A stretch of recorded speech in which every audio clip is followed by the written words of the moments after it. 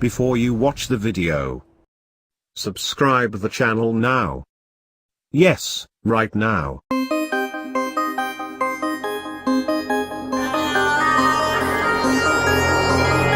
The 2018 Audi RS5 Coupe has finally gone on sale in the United States.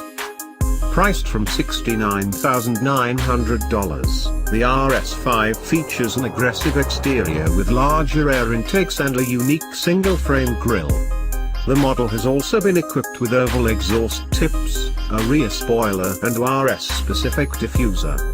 Rounding out the highlights are LED lighting units, a power sunroof, matte alu-optic accents and 19-inch forged wheels with summer performance tires. Customers can also order 20-inch wheels and a black optic package which includes body color mirrors, gloss black exterior accents and 20-inch wheels with a two-tone finish. The interior comes nicely equipped with a flat-bottomed sport steering wheel, stainless steel pedals and 12-way power front sport seats which are covered in leather and Alcantara upholstery. Drivers will also find illuminated door sill plates, a tri-zone automatic climate control system and heating and massage functions for the front seats.